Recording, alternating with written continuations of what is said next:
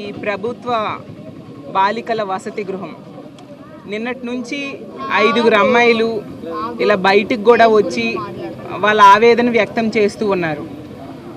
ప్రభుత్వం దీని మీద తక్షణమే స్పందిస్తే బాగుంటుంది.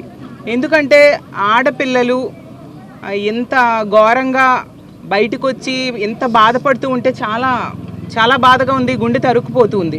మరి వాళ్ళ సమస్యకి ఒక పరిష్కారం చూపించాలి కదా. మరి హోమ్ మినిస్టర్ గారు ఆవిడ ఒక మహిళ, ఈ విశాఖపట్నం జిల్లాకు చెందిన ఆవిడ, విశాఖపట్నంలోనే ఉంటున్నారు. ఇలాంటి సంఘటనలు జరిగినప్పుడు వచ్చి అసలు ఏం జరిగిందో ఎంక్వైరీ చేయాలి కదా. ఏమంటే ఒక స్టేట్మెంట్, పిఆర్ఓతో ఒక స్టేట్మెంట్ పంపించేస్తారు ఆవిడ. వీళ్ళు ఎంత బాధ లేకపోతే ఇలా గోడ దూకి రావడం చేస్తారు. చేతులకు కూడా వాళ్ళు కోసుకున్నారు అంటే వాళ్ళు ఎంత ఆవేదన చెందుతూ అలాంటి పనులు చేస్తూ ఉన్నారో మనం అర్థం చేసుకోవచ్చు. అసలు ఇన్ని రోజులుగా వీళ్ళ ఆహారం బాగోలేదని, ఇక్కడ వాళ్ళకి నచ్చలేదు, డిఫరెంట్ రీజన్స్తో వాళ్ళ సొంత వాళ్ళ దగ్గరికి వెళ్ళిపోతామని చెప్పినప్పుడు ఆ సమస్యకు ఒక పరిష్కారం చూపించాల్సిన బాధ్యత ప్రభుత్వం మీద ఉంది కదా. ప్రభుత్వం ఎందుకు ఎంత నిర్లక్ష్యంగా వ్యవహరిస్తుంది ఈ ఆడపిల్లల సమస్యల మీద? ఎంత దారుణంగా వాళ్ళు గోడెక్కి నిన్న దూకారంటే ఎంత ఇబ్బంది పడుతూ ఉన్నారో అనేది మనం అర్థం చేసుకోవాలి. మానవతా దృష్టితో ఆలోచించాల్సిన అవసరం ఉంది కదా.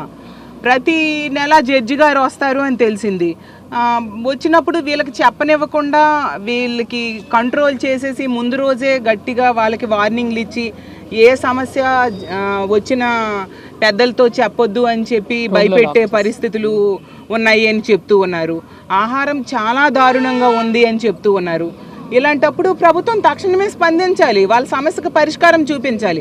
నెలల తరబడి వాళ్ళు ఇబ్బందులు పడుతూ ఉంటే వాళ్ళకి బలవంతంగా ఇక్కడ ఉంచేస్తే ఏంటి ఇదా సమస్యకు పరిష్కారం?